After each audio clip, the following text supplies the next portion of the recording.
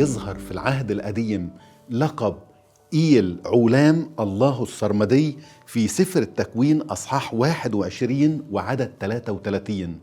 اسمع الكلمات دي كويس قوي. يقول: وغرس إبراهيم أثلا في بئر سبع.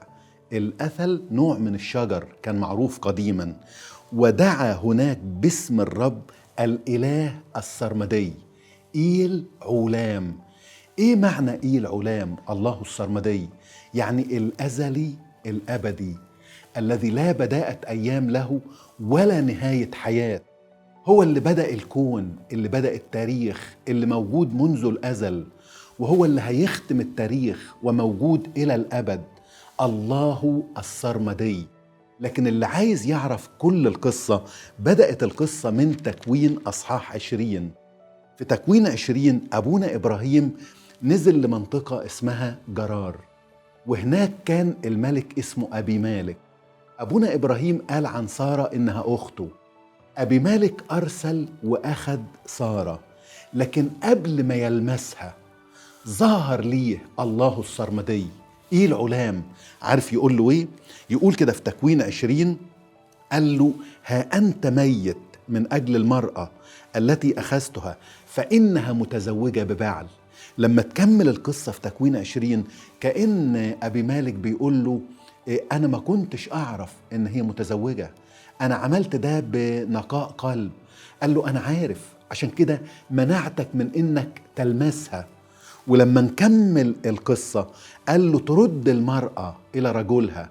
فراح أبي مالك استدعى إبراهيم ورد له سارة، ومش بس رد سارة، لكن رد سارة واداله أغنام وأبقار وممتلكات وعبيد. تخيل الرب يقول له كمان مش بس كده، لكن يقول له: اطلب من إبراهيم يصلي لأجلك لكي تشفى، لكي تشفى. ولما نيجي الأصحاح 22 وإبراهيم صلى له وشفي، أبي مالك أخذ في كل رئيس جيشه وراحوا لأبونا إبراهيم ويقول له: احلف لنا، يعني اقطع لينا عهد إنك مش هتأذينا، لأن شايفين إن الله معاك. أنا عايزك تتخيل كده أبونا إبراهيم لما يشوف كده إن الله السرمدي من أجله يظهر لأبي مالك عشان يحميه ويديله مهابة في عينيه ويردله كرامته ويحميه ويحمي شرفه. اتخيل كده الله السرمدي الأزلي الأبدي. صدقني لو أنا مكان أبونا إبراهيم، وأنا أعتقد ده اللي كان جوه أبونا إبراهيم، مين أنا عشان يبالي حيز في تفكير الله السرمدي اللي يظهر لأبي مالك علشاني، اللي يعمل كل ده علشاني.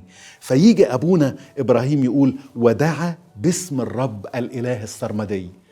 نشكر الله إلهنا السرمدي الأزل الأبدي، لكن كل واحد فينا ليه مكان عنده ومحبوب لديه. واللي عايز أختم بيه الحلقة أقول لك: أنت غالي، أنت محبوب عند الله السرمدي.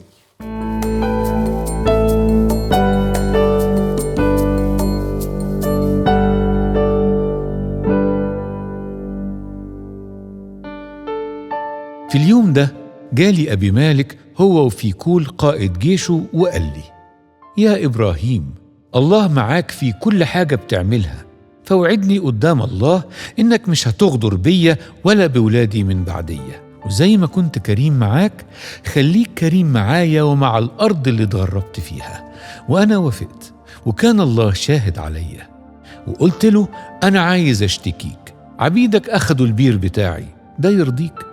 قال لي: أنا معرفش مين عمل كده، أنت ما قلتش قبل كده، ولسه عارف منك النهاردة عن الموضوع ده.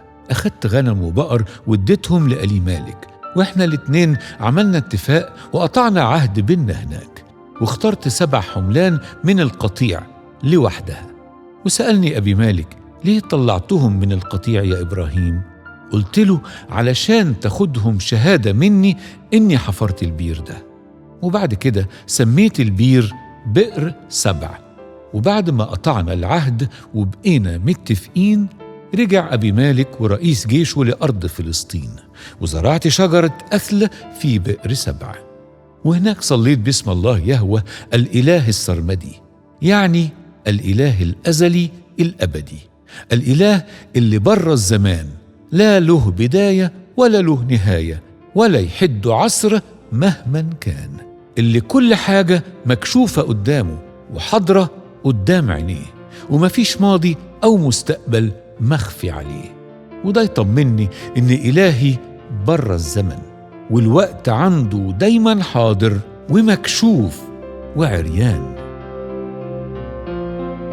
إيل علام.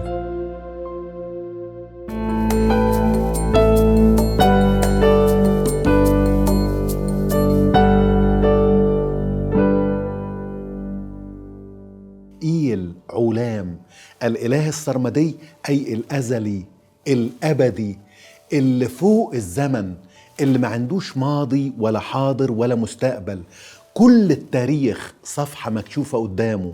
بص معايا كده في مزمور 90 وشوف موسى رجل الله بيقول الكلمات الآتية: يا رب ملجأ كنت لنا في دور فدور، من قبل أن تولد الجبال أو أبدأت الأرض والمسكونة، منذ الأزل إلى الأبد أنت الله. ترجع الإنسان إلى الغبار. لاحظ الكلمات: منذ الأزل إلى الأبد أنت الله. الأزل والأبد هو ده الإله السرمدي. إيل علام، اللي موجود قبل كل الكون واللي أوجد الكون.